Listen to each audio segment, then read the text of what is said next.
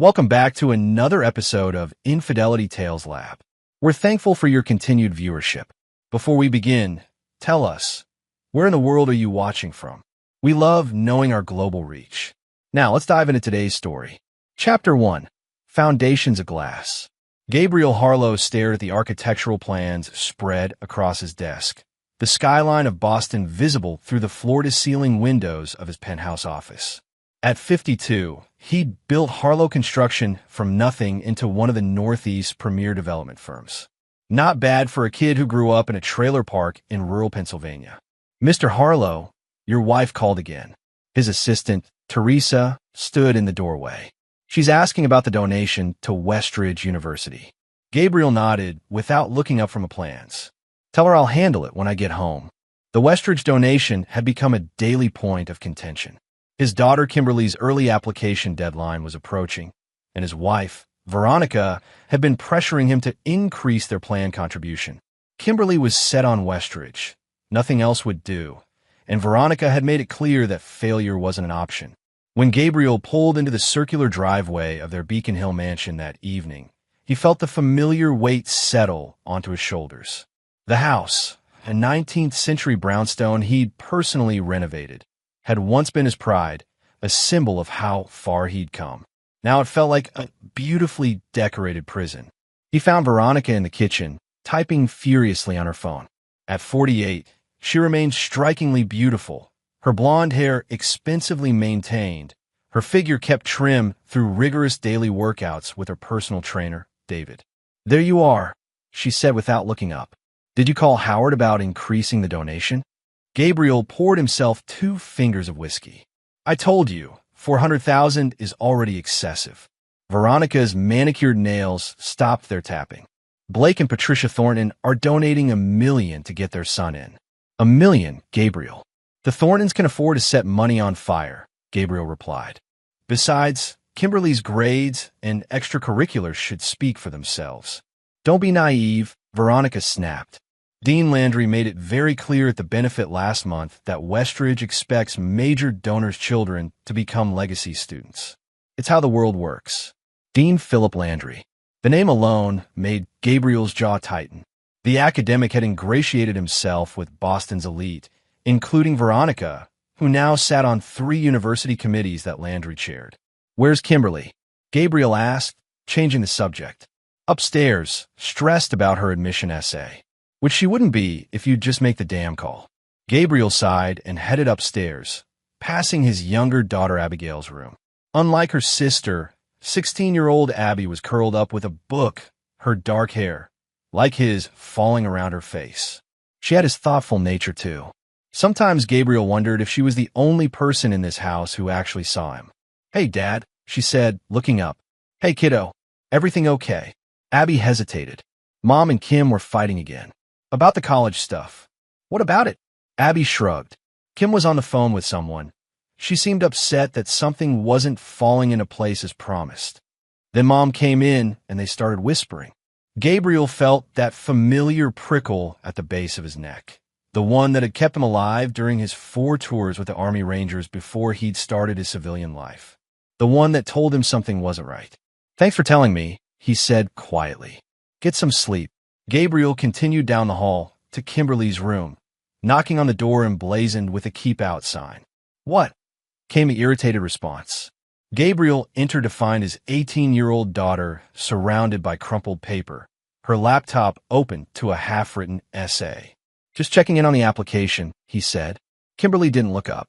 "Mom said you're being difficult about the donation." "I'm being reasonable about the donation," he corrected. $400,000 is significant. "The Thorntons are not us," Gabriel interrupted. "Your mother seems to forget that I built this company brick by brick. I don't throw money around to impress people." Kimberly finally looked at him, her blue eyes, so like her mother's, cold and dismissive. "Whatever. Dean Landry already basically promised Mom I'd get in." Gabriel's neck prickled again. "Is that so? And why would he do that?" "Because Mom's important to the university," Kimberly said with a shrug. "She's been working with him on like everything. She practically lives at his office these days." Gabriel nodded slowly. "I'm sure she does." That night, while Veronica slept, Gabriel sat in his home office reviewing bank statements. Over the past 6 months, Veronica had transferred nearly $80,000 from their joint account to her personal one in increments just small enough to avoid triggering his notification alerts. The transfers always came after her committee meetings. Gabriel picked up his phone and called a number he hadn't used in years. "It's Harlow," he said when the line connected. "I need your services again." Chapter 2. Shadows and Whispers.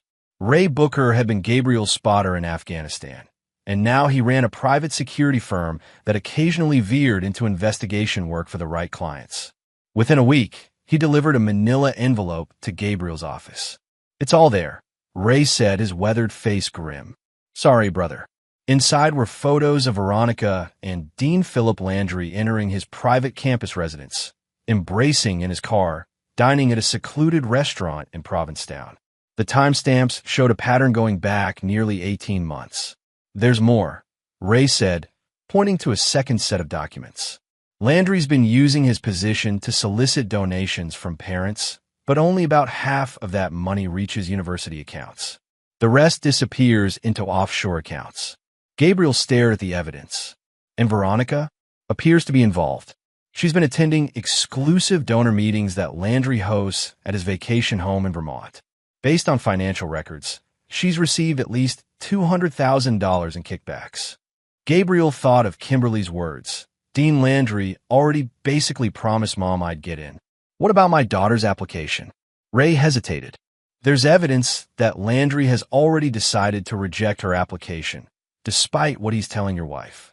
According to emails we recovered, he told the admissions committee to place her on the definite rejection list 3 months ago.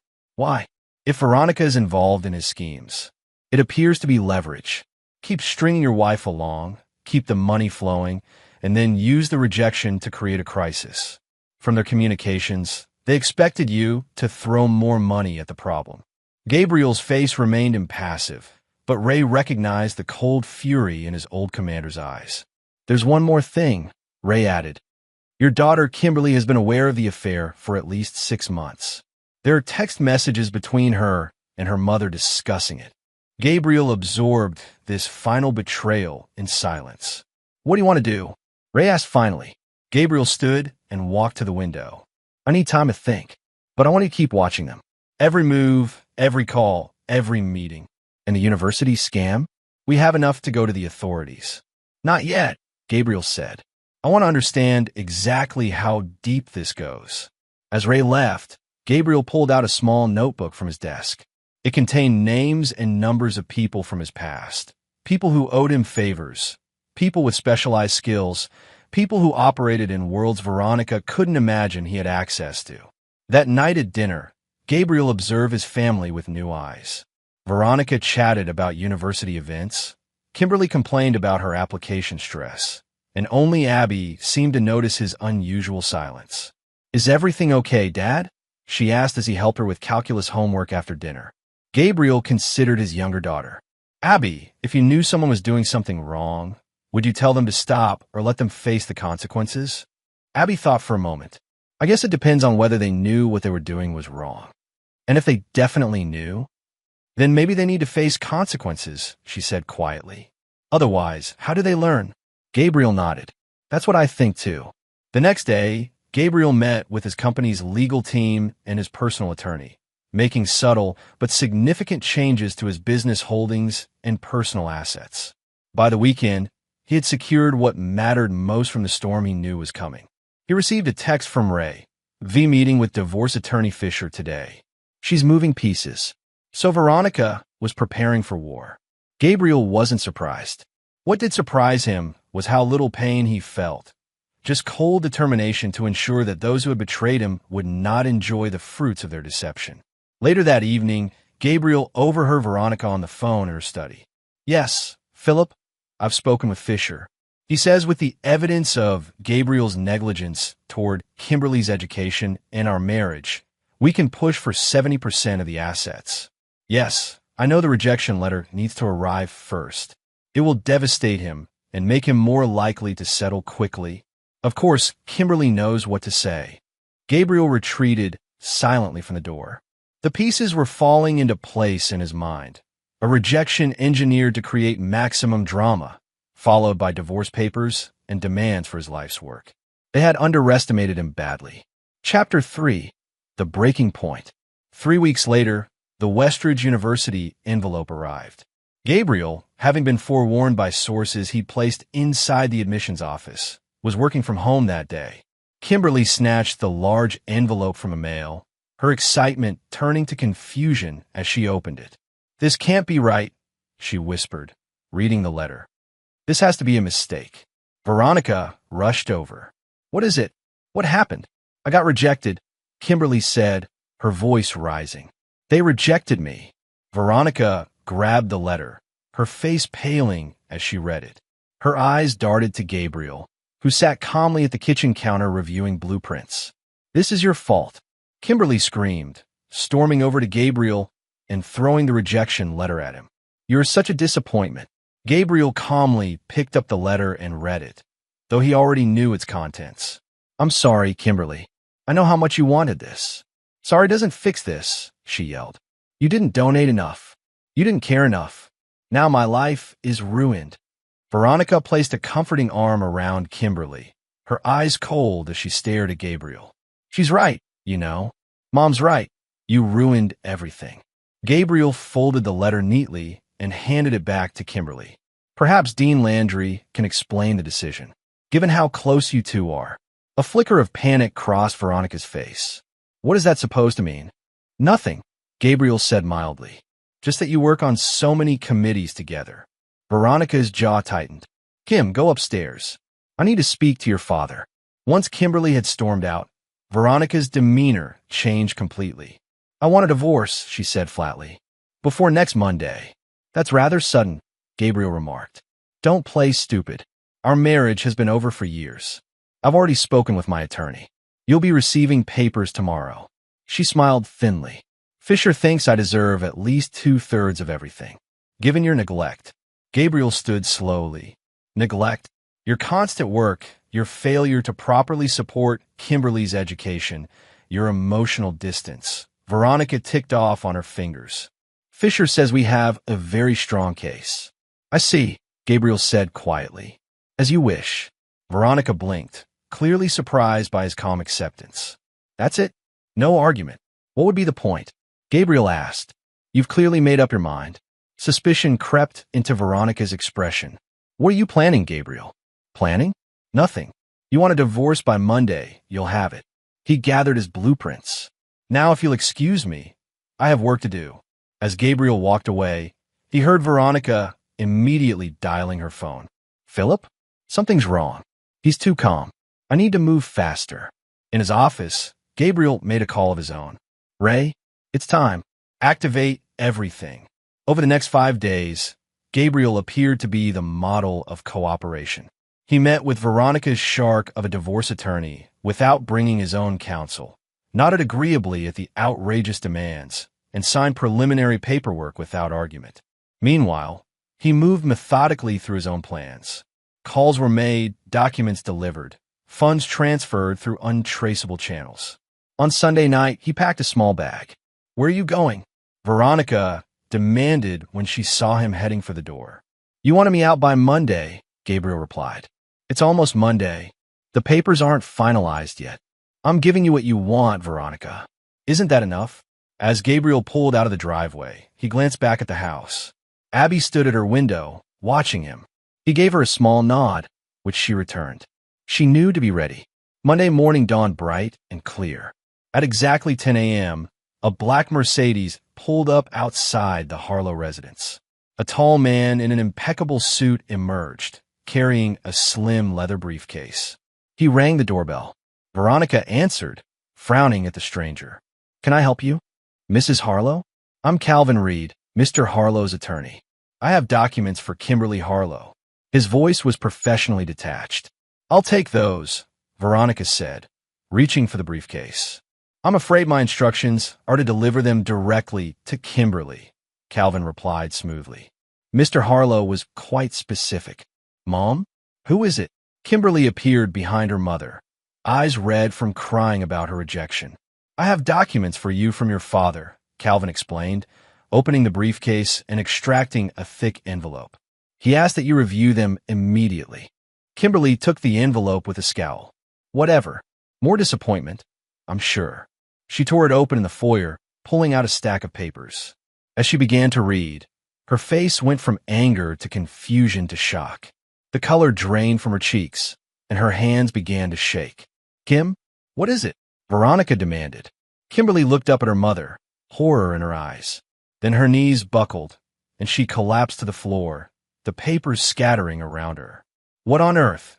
Veronica bent to gather the documents, her own face whitening as she saw what they contained. She looked up at Calvin Reed, who watched impassively. What has he done? Calvin checked his watch. If you'll turn on the news, Mrs. Harlow, I believe that question is about to be answered.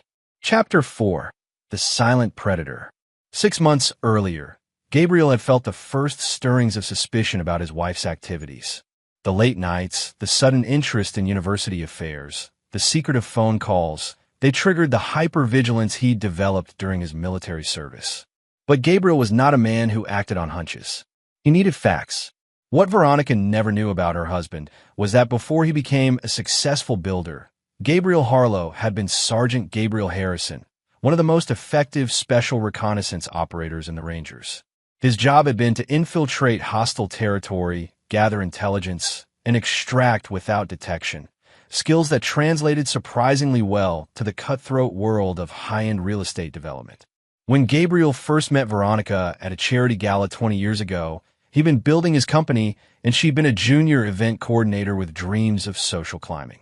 They'd fallen in love, or so he thought, and he had given her the life she'd always wanted. Their daughters came along, and Gabriel had dedicated himself to ensuring they would never know the poverty and uncertainty of his own childhood. Now, as Gabriel sat in the nondescript apartment he'd quietly maintained for years as a private retreat, he reviewed the evidence Ray had gathered about the extent of Veronica and Landry's betrayal. The apartment's walls were covered with photos, financial records, and transcripts of conversations. It resembled the mission planning rooms from his military days. In the center was a whiteboard with key players identified, Veronica and Landry, of course, but also various university board members, wealthy parents, and offshore banking contacts. A knock at the door interrupted his thoughts. Ray entered, followed by Monroe Sullivan, Gabriel's longtime attorney and the only person who knew all his contingency plans. The university audit is complete, Monroe said, placing a thick folder on the table. Just as you suspected, Landry has been running this scheme for nearly 5 years. Over 30 families have paid for admissions, with roughly 60% of the money diverted to private accounts. And the board members? Gabriel asked. 3 were definitely involved, 2 were turning a blind eye, and the rest were genuinely clueless, Ray answered. The president, Andrew Bennett, appears to have been completely in the dark. Gabriel nodded. And my special request? Monroe smiled thinly. We found the original assessments of Kimberly's application. Before Landry interfered, she was actually recommended for admission on her own merits. He personally moved her to the rejection pile. Gabriel's jaw tightened. The betrayal cut even deeper than he'd imagined. Landry had rejected Kimberly not just as leverage against Veronica, but as a deliberate move to hurt an innocent young woman for his own gain. We've also confirmed that Veronica has been siphoning funds from her joint accounts for nearly 3 years, Monroe continued. Almost $1.2 million in total, hidden in an account under her maiden name. What about Kimberly? How involved was she? Gabriel asked, his face betraying nothing of the pain this question caused him. Ray shifted uncomfortably. She knew about the affair from the beginning. There are texts suggesting Landry promised to take care of her future and be her new dad once everything was settled. Gabriel absorbed this silently, then turned to the third whiteboard, which detailed his counterattack. Phase 1 is complete, he said. The assets are secured, and the trust for Abby is untouchable. What about the evidence delivery?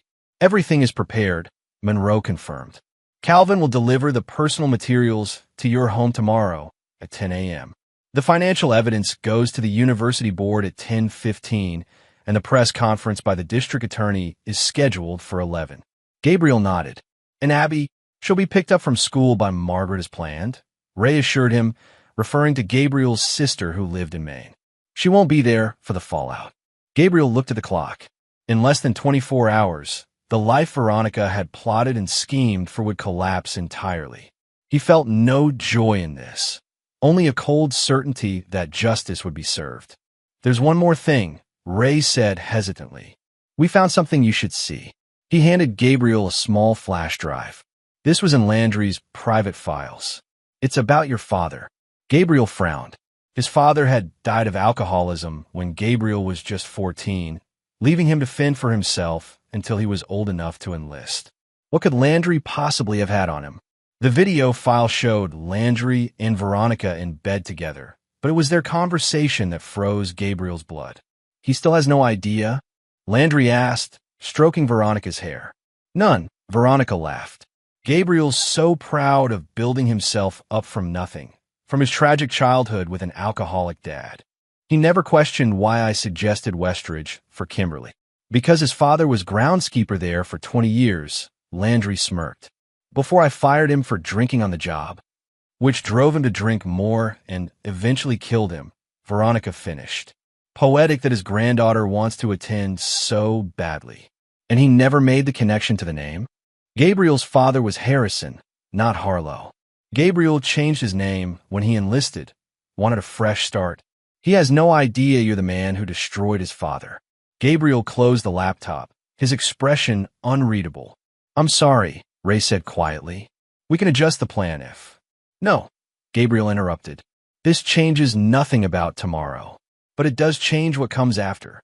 His friends exchanged worried glances, but Gabriel had already turned back to the white bards, making a small addition to the third phase of his plan. Across town, Veronica was finalizing her own plans, unaware of the trap closing around her. She met Landry at their usual hotel, Celebration champagne already on ice.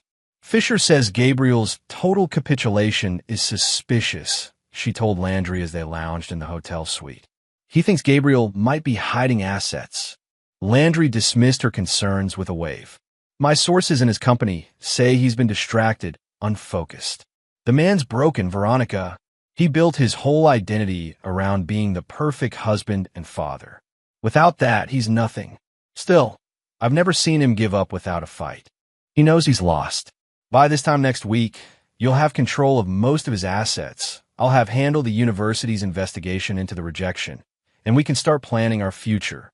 Landry refilled their glasses. To us. Veronica smiled and clinked her glass against his. To us. Neither noticed the tiny camera hidden in the smoke detector, recording every word. Chapter 5. The Architect's Design. On Sunday evening, as Gabriel packed his small bag at home, Abby knocked softly on his bedroom door. Are you really leaving, Dad? She asked, her eyes worried. Gabriel sat on the edge of the bed and patted the space beside him. Just for a little while. You're going to stay with Aunt Margaret for a few days. Because of Mom and Dean Landry? Abby asked quietly. Gabriel stilled. What do you know about that? I'm not stupid, Dad. Mom's been seeing him for ages. Kim knows too. She thinks it's great because he promised to help her get into Westridge. Abby's voice turned bitter. Not that it worked out. Gabriel studied his younger daughter. Why didn't you tell me? I tried in my way. But you work so much, and when you're home, you always seem tired. Abby looked down at her hands. And I was afraid. Of what? That if I told you, everything would fall apart. A tear slipped down her cheek. But it's falling apart anyway, isn't it? Gabriel put his arm around her shoulders. Some things are falling apart, but sometimes we need to tear down before we can rebuild. Abby looked up at him. Mom said you'd lose everything in the divorce, that you'd sign papers already. A small smile touched Gabriel's lips. Your mother sees what she wants to see. What's going to happen tomorrow? The truth will come out, Gabriel said simply. About a lot of things. Will we be okay? You and me. Gabriel hugged her tightly. We will always be okay, Abby. That's a promise. Across town, in his Spartan apartment, Gabriel made his final preparations. The evidence he'd gathered went far beyond Veronica and Landry's affair. He'd uncovered a network of corruption that Landry had built over years, falsified admissions, embezzled donations, bribes, and blackmail. Working with carefully selected contacts in law enforcement, Gabriel had constructed a case that was now poised to explode into the public eye.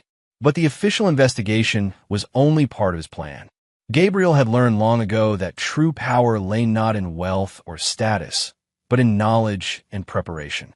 While Veronica thought she was stripping him of his assets, she had no idea that Gabriel had spent the last 5 years quietly building a separate business entity under a different name, transferring ownership of his most valuable properties through a complex series of legal maneuvers that even Fisher, for all his shark-like instincts, would never unravel. The divorce papers Gabriel had so agreeably signed were worthless, carefully worded by Monroe to appear legitimate, while containing subtle legal flaws that would render them unenforceable. By the time Veronica discovered this, the rest of his plan would be well underway. But Gabriel's most devastating weapon was information. He documented every aspect of Veronica and Landry's affair, their financial schemes, and, most damning, their deliberate plot to use Kimberly as a pawn. This was the evidence Calvin would deliver tomorrow, ensuring that Kimberly understood exactly how her mother and future dad had manipulated her. Gabriel harbored no illusions that this would turn Kimberly back to his side. She had chosen her path, but she deserved to know the truth about the people she had chosen over him. As for Landry, Gabriel's revenge went deeper. The man had not only stolen his wife and corrupted his daughter, but had apparently played a role in his father's downfall decades earlier. This was a debt Gabriel intended to collect in full. Monday morning arrived, and Gabriel watched the events unfold from the command center he'd established in his apartment. Multiple screens showed news feeds, security camera footage from his home, and a live feed from the university board's emergency meeting room, where Monroe was currently presenting evidence of Landry's corruption. At exactly 10 a.m., Calvin Reed delivered the envelope to the Harlow residence. Gabriel watched on the security feed as Kimberly opened it and collapsed. The documents contained not only evidence of her mother's betrayal, but transcripts of conversations in which Landry and Veronica discussed using Kimberly's college dreams as leverage against Gabriel. At 10:15, the university board received their own devastating dossier. Gabriel had ensured that President Bennett received a private briefing an hour earlier, giving him time to prepare for the crisis about to engulf the institution. At 10:30, Veronica began frantically calling Landry, only to find his phone going straight to voicemail. By then, he was already in the president's office, facing the evidence of his crimes. At 11 a.m., as promised, the district attorney held a press conference announcing a major investigation into admissions fraud, bribery, and embezzlement at Westridge University, with Dean Philip Landry named as the primary suspect. By noon, Veronica had called her attorney 17 times, growing increasingly desperate as she realized her carefully constructed future was disintegrating. And at 1 p.m., when she attempted to access the divorce settlement fund she expected to be available, she discovered that all accounts were frozen pending investigation into her role in Landry's schemes. Gabriel watched it all unfold with the detached focus of a master strategist seeing his plans executed to perfection. But this was just the beginning. Chapter 6, Fault Lines. The headlines hit like bombs. Westridge University dean arrested in massive admissions scandal. Prominent Boston socialite implicated in university corruption case. Millions in donations misappropriated. Dozens of admissions compromised.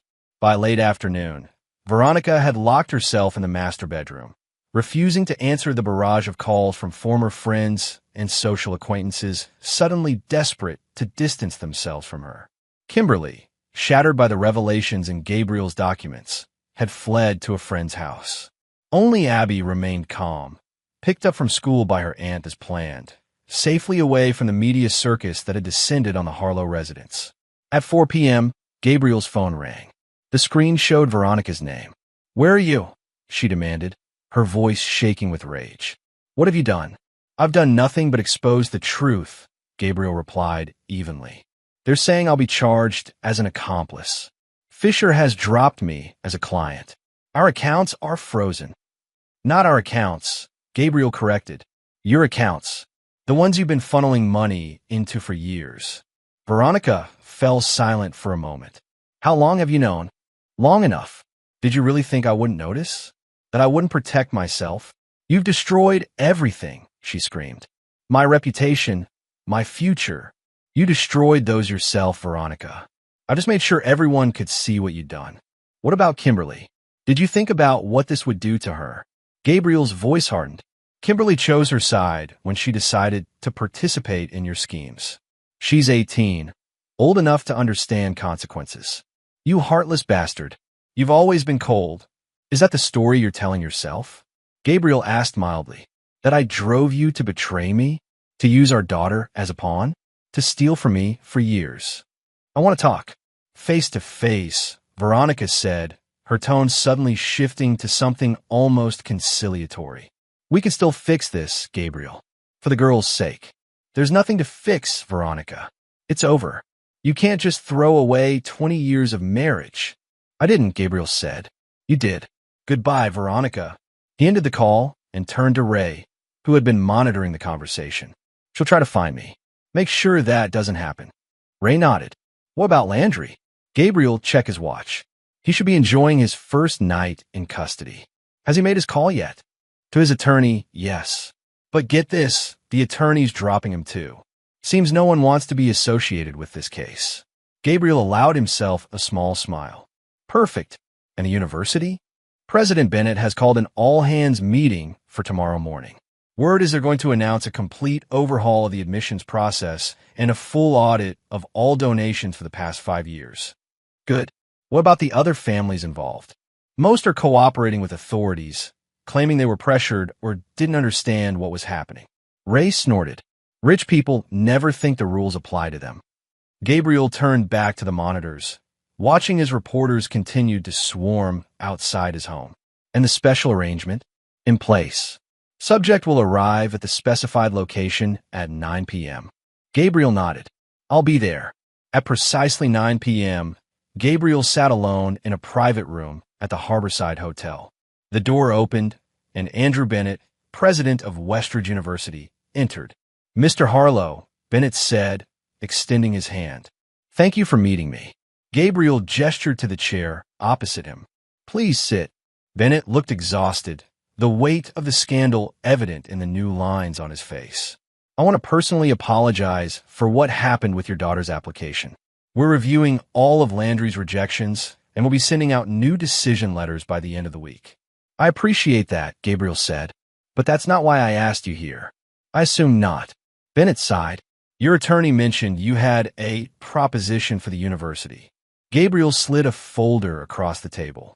Inside you'll find documentation of a trust I've established.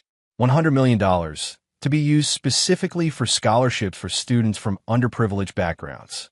Bennett's eyes widened. That's extremely generous, but I'm not finished, Gabriel interrupted. The trust comes with conditions. First, the money is contingent on a complete restructuring of the admissions department, with new oversight protocols that I'll help design. That's unusual, but given the circumstances, I think the board would agree. Second, I want a formal investigation into Philip Landry's hiring practices over the past decade, particularly his termination decisions. Bennett frowned slightly. May I ask why? Personal reasons, Gabriel said flatly. The information you uncover will be provided to me in full. I see. Bennett studied Gabriel carefully. And the third condition? The trust will be named after my father, Walter Harrison. He worked as groundskeeper at Westridge for 20 years before Landry fired him. Understanding dawned on Bennett's face. Harrison, I remember Walter. He was let go before I became president. I had no idea he was your father. Few people do. I changed my name when I enlisted. Gabriel's expression remained impassive. Do we have an agreement? Bennett considered the offer. $100 million endowment would go a long way toward repairing the damage to Westridge's reputation. And the conditions, while unusual, weren't unreasonable given the circumstances. We do, Bennett said finally. I'll present it to the board tomorrow, but I can't imagine they'll refuse. Good. Gabriel stood, indicating the meeting was over. My attorney will be in touch with the details. As Bennett left, Gabriel allowed himself a moment of satisfaction. The Harrison Scholarship Fund would ensure his father's name lived on at the institution that had cast him aside, while simultaneously serving as a permanent reminder to the university of the corruption they had harbored. Meanwhile, across town, Philip Landry sat in a holding cell. His world collapsed around him. His attorney had abandoned him.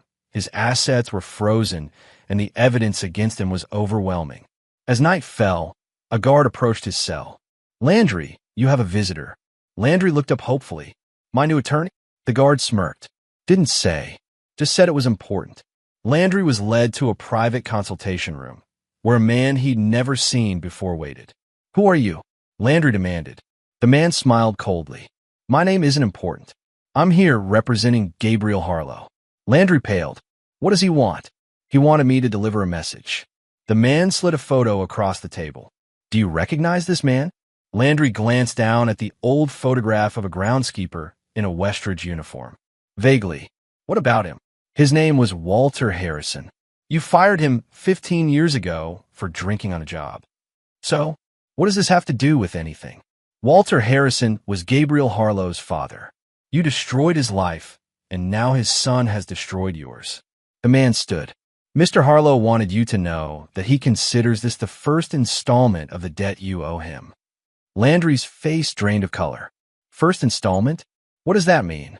The man smiled again, cold and professional. "It means Mr. Harlow is just getting started." Chapter 7. The Veil Lifts. 2 days after the scandal broke, Gabriel sat across from Kimberly in a quiet corner of a cafe, far from media attention. She looked terrible, eyes red-rimmed, hair unwashed, wearing the same clothes she'd fled the house in. "Why did you want to see me?" she asked, her voice hoarse. "To make sure you understand what happens next," Gabriel replied, sliding a slim folder across the table. "Inside you'll find documents for a trust I've established in your name.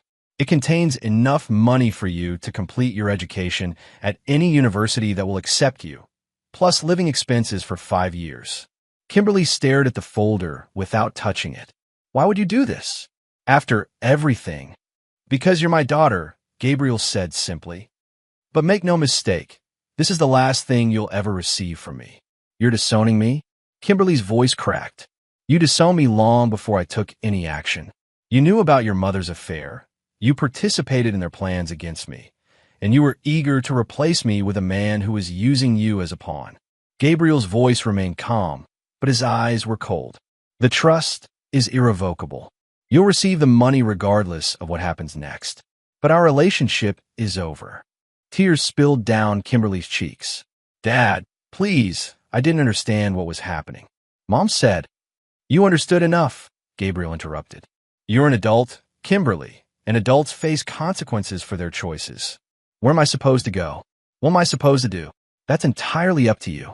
The house is being sold. Your mother will likely face charges.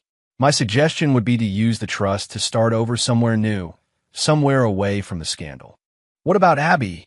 "Abby will remain with me." She made different choices. Kimberly finally reached for the folder with trembling hands. "I never thought you could be so cold." "No," Gabriel agreed. "You never really knew me at all." As he stood to leave, Kimberly looked up at him. "Do you hate me?" Gabriel paused. "No, Kimberly. I don't hate you. I just don't trust you. And in my world, trust once broken can never be repaired." He walked away, leaving his oldest daughter staring after him, finally understanding the man she had so catastrophically underestimated. Meanwhile, Veronica sat in Monroe Sullivan's office, facing the grim reality of her situation. "The prosecutors are offering a deal," Monroe explained. "In exchange for testimony against Landry and the other university officials involved, they'll recommend probation instead of prison time." "And if I don't cooperate?" Veronica asked. "Then they'll pursue the maximum penalties for fraud, embezzlement, and conspiracy. You're looking at 8 to 10 years. Veronica closed her eyes. "What about the divorce?" "There won't be a divorce," Monroe said flatly. "The papers you thought Gabriel signed contained fatal legal flaws that render them invalid. And given your current legal situation, I wouldn't recommend pursuing it further." So I'm still married to him? After everything? Technically, yes. Though I wouldn't count on reconciliation. Monroe's tone was dry. As for your financial situation, all joint assets have been frozen pending investigation. The funds you transferred to your private accounts have been seized as evidence. What am I supposed to live on? Gabriel has authorized a monthly stipend that will cover basic necessities. It's more generous than you deserve, in my opinion. Veronica's carefully maintained composure finally cracked. He planned all of this, didn't he? He knew exactly what was happening and set a trap for all of us. Monroe regarded her coolly. Mr. Harlow is a methodical man. He gives people every chance to do the right thing. But when betrayed, he ensures consequences are appropriate. Tell him I want to talk. Please. I'll convey your request, but I wouldn't hold your breath. As Monroe had predicted, Gabriel had no interest in speaking with Veronica. Instead, he focused on rebuilding his life. He and Abby moved into a new home in a different part of Boston, away from the memories and the continuing media attention. The story had become national news, with Gabriel portrayed alternately as a wronged husband taking justifiable revenge or a ruthless operator who had destroyed his own family. Gabriel ignored the coverage, concentrating instead on the next phase of his plan. Landry remained in custody, unable to make the substantial bail set by a judge who had reviewed the overwhelming evidence against him. The university investigation was uncovering more corruption by the day, and Veronica's deal with prosecutors was proceeding, ensuring she would provide damning testimony against her former lover. But Gabriel wasn't satisfied. Justice through official channels was only part of what he sought. The rest would come through other means. 3 weeks after the scandal broke, Gabriel received a call from Andrew Bennett.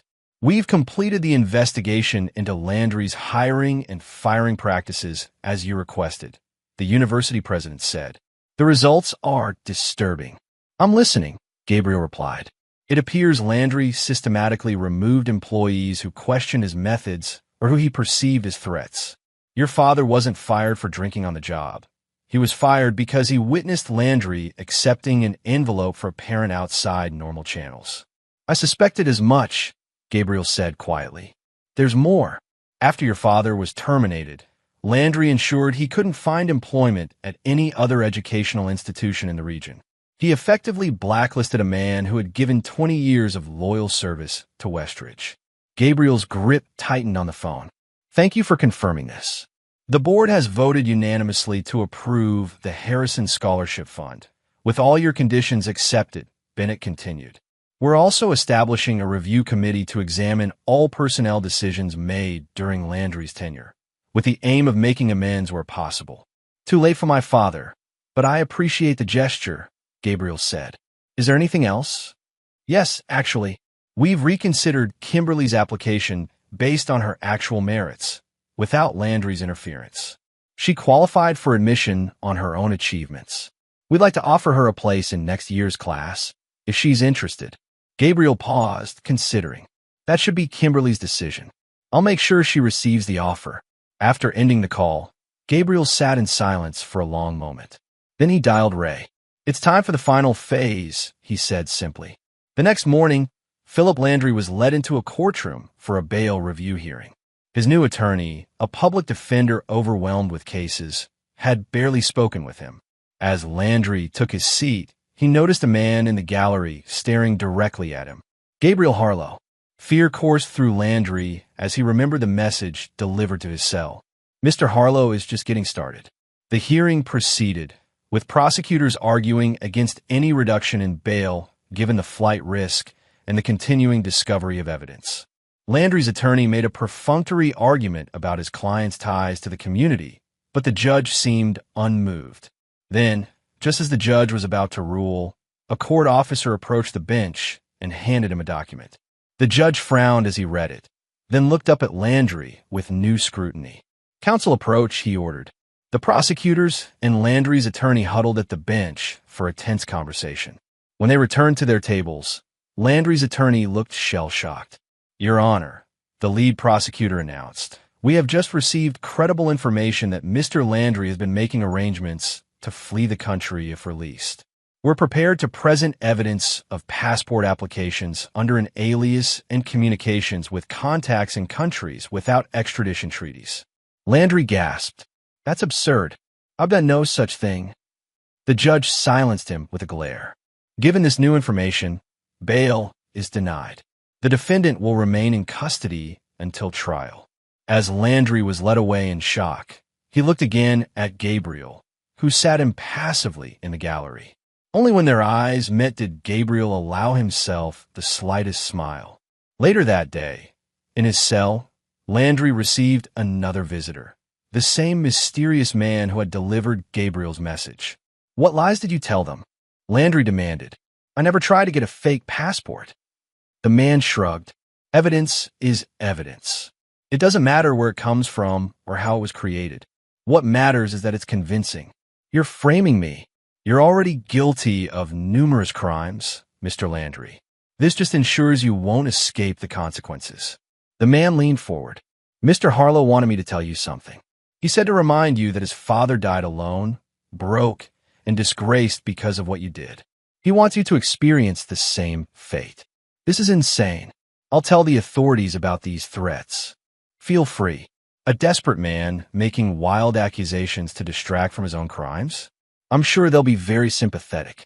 The man stood to leave. One last thing. Mr. Harlow says to enjoy prison. He's made sure certain inmates know you're coming. Inmates who don't take kindly to people who manipulate young students. Landry's face went ashen. You can't do this. It's already done.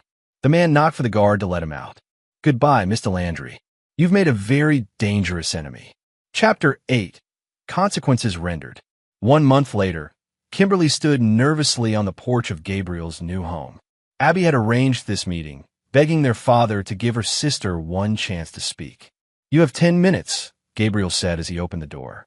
He didn't invite her in, instead stepping onto the porch and closing the door behind him. Kimberly had lost weight, and her previously perfect appearance was now subdued. I received the offer from Westridge, she said, and I wanted to thank you. I know you must have had something to do with it. I didn't, Gabriel replied truthfully. The university reviewed your application on its merits. You earned it yourself. Oh, Kimberly seemed surprised. Well, I'm accepting the offer. I'll be starting in the fall. Gabriel nodded. Good, Dad, Kimberly took a deep breath. I'm so sorry. I was stupid and selfish and horrible to you.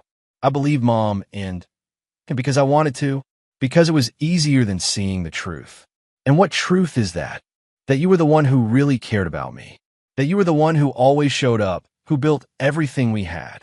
Tears filled her eyes, and I threw it back in your face. Gabriel's expression remained neutral. Is that all? No, Kimberly said, wiping her eyes. I want another chance. I want to be your daughter again. For a long moment, Gabriel said nothing. When he finally spoke, his voice was level. Trust is like glass, Kimberly. Once shattered, it can never be put back together exactly as it was.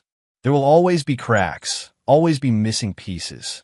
I know, but I don't trust you, Gabriel continued. I don't trust your motives or your loyalty, and I don't foresee that changing.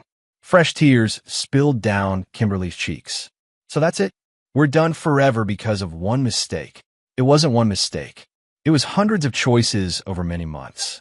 Choices you made as an adult, with full knowledge of what you were doing. Gabriel's tone remained calm. The trust will continue to provide for your education and basic needs. You'll have the opportunity to build a life for yourself. But that life won't include me. What about Abby? Are you keeping me from her too? Abby can make her own decisions about your relationship. I won't interfere with that. But she lives with me, and that won't change. Kimberly took a step toward him. Please, Dad. Everyone makes mistakes. Can't you forgive me? Forgiveness and trust are not the same thing, Gabriel replied. I don't wish you ill, Kimberly. But some bridges, once burned, cannot be rebuilt. He turned and went back inside, closing the door firmly behind him.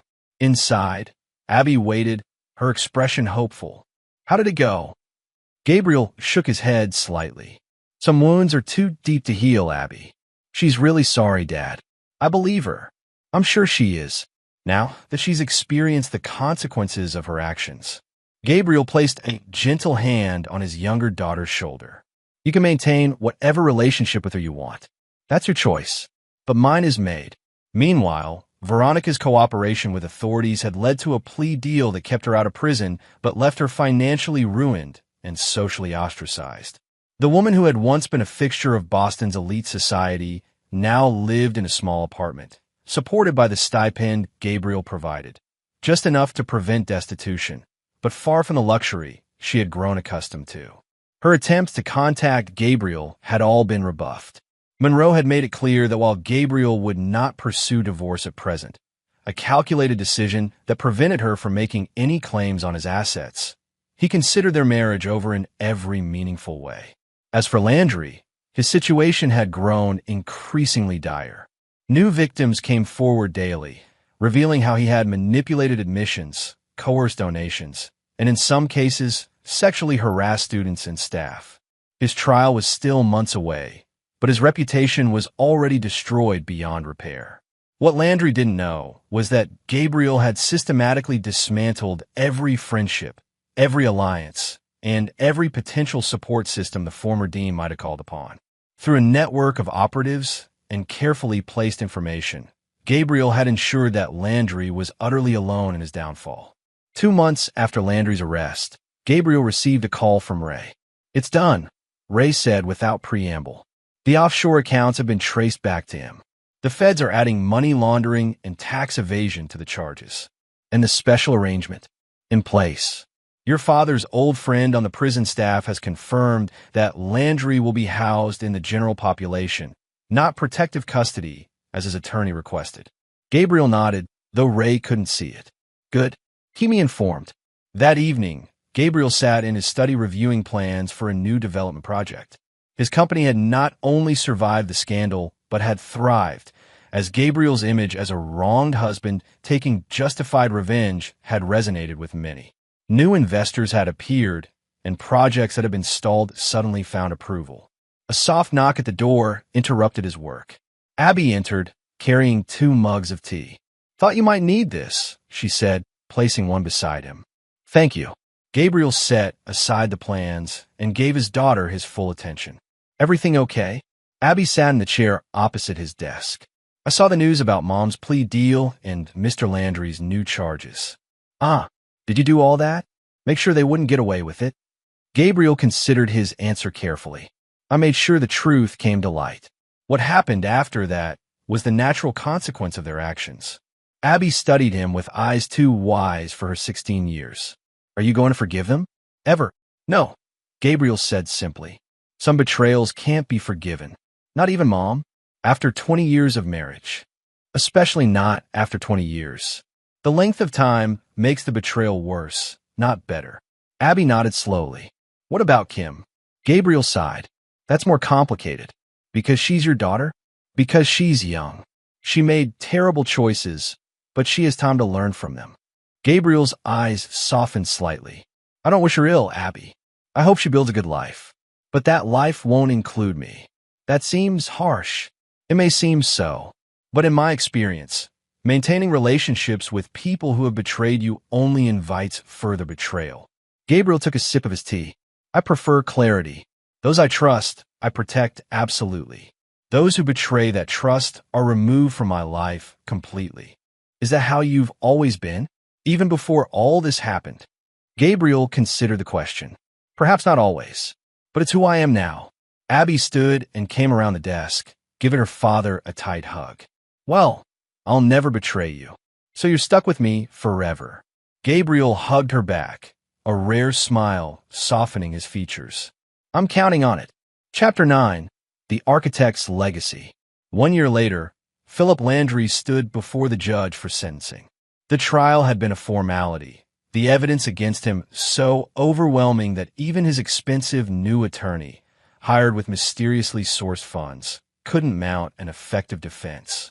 He had been found guilty on all counts: fraud, embezzlement, bribery, obstruction of justice, and witness tampering. "Before I pronounce sentence," the judge said, "does the defendant wish to make a statement?" Landry rose shakily. Once impeccably groomed, he now looked haggard and defeated. "Your Honor, I want to express my deepest remorse for my actions. I lost sight of my responsibilities as an educator and— Spare us the performance, Mr. Landry, the judge interrupted. Your remorse appears directly proportional to the likelihood of severe consequences, not to any genuine recognition of the harm you've caused. The judge shuffled the papers before him. Philip Landry, this court sentences you to 12 years in federal prison, with no possibility of parole for at least 8 years. Additionally, you are ordered to pay restitution in the amount of $4.3 million to the victims of your schemes. As Landry was led away in handcuffs, he glanced at the gallery and froze. There, watching him passively, sat Gabriel Harlow. Their eyes met briefly before Gabriel rose and walked out, his business concluded. Outside the courthouse, Gabriel found Ray waiting for him. It's done, Gabriel said simply. 12 years is a long time, Ray observed as they walked to the waiting car. Not long enough, Gabriel replied, but it's only part of his sentence. The financial restitution, Gabriel smiled thinly. That, and the knowledge that he'll serve his time in a facility where several inmates have personal grievances against those who abuse positions of authority over young people. I understand they're quite eager to make his acquaintance. Ray glanced at his old friend. You've never told me exactly what happened with your father. No, Gabriel agreed. I haven't.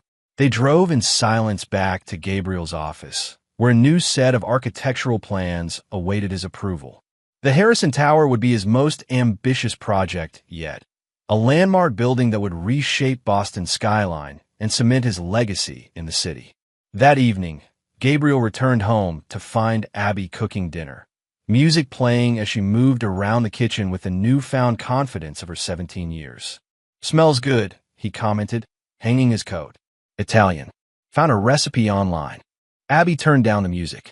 How was the sentencing? As expected. Abby studied him. Did it help? Seeing him face justice. Gabriel considered the question. Justice is a complicated concept, Abby. What happened today was punishment, which isn't quite the same thing. But you got what you wanted. I ensured he received the consequences he earned. Gabriel poured himself a glass of water. How was school? Abby let him change the subject. Good. Ms. Patterson wants me to apply for a summer architecture program at MIT. Said I have natural talent. She's right, Gabriel said with pride. We can look at the application this weekend. As they ate dinner, Gabriel's phone rang with a number he didn't recognize. He was about to silence it when something made him answer. Gabriel Harlow. Mr. Harlow, this is Nurse Reynolds at Boston Memorial. I'm calling about your wife, Veronica Harlow.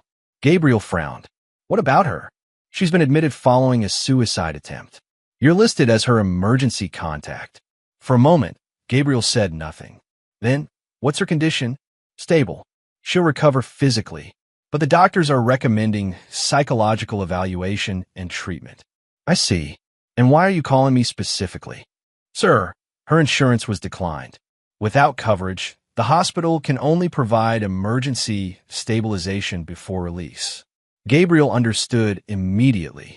The stipend he provided Veronica was enough for basic living expenses, but not for comprehensive health insurance. This call wasn't about her well-being, it was about payment. I'll have my attorney contact the hospital tomorrow regarding finances, Gabriel said coldly. But to be clear, while I'll ensure the bills are paid, I have no interest in visiting or being further involved. Sir, she specifically asked to see you. The doctors think it might be important for her recovery. My involvement would not contribute positively to her recovery. Nurse Reynolds.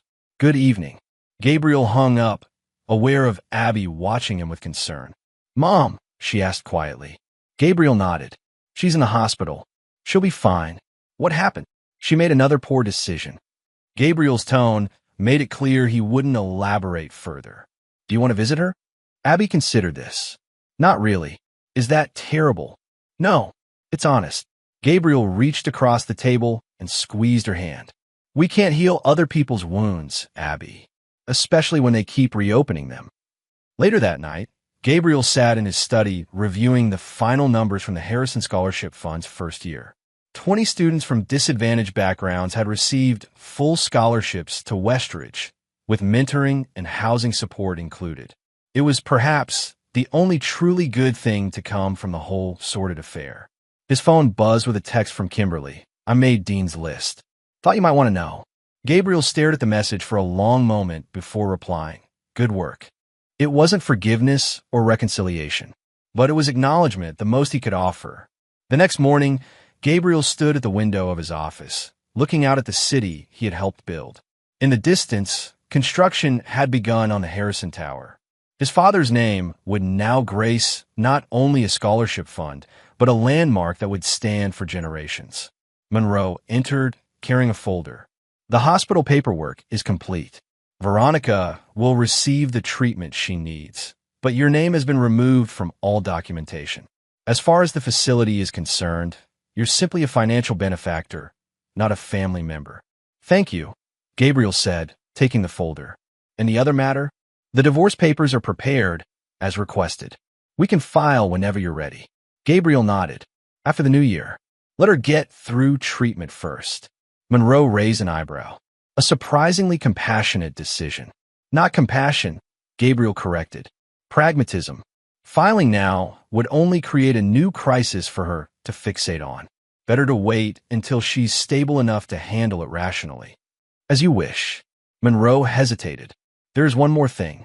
Russell Landry has apparently been having difficulties in prison. He's requested transfer to protective custody for the third time. So far, all requests have been denied. A cold smile touched Gabriel's lips. How unfortunate for him. Some might say you've taken your revenge far enough, Gabriel. Some might. Gabriel turned back to the window. Those people never had to watch their father drink himself to death after losing everything. Monroe sighed. Just be careful. Revenge has a way of consuming the one who seeks it. This isn't about revenge anymore, Monroe. It's about justice. My father never got his. I'm simply balancing the scales. After Monroe left, Gabriel returned to his desk and pulled out an old photograph.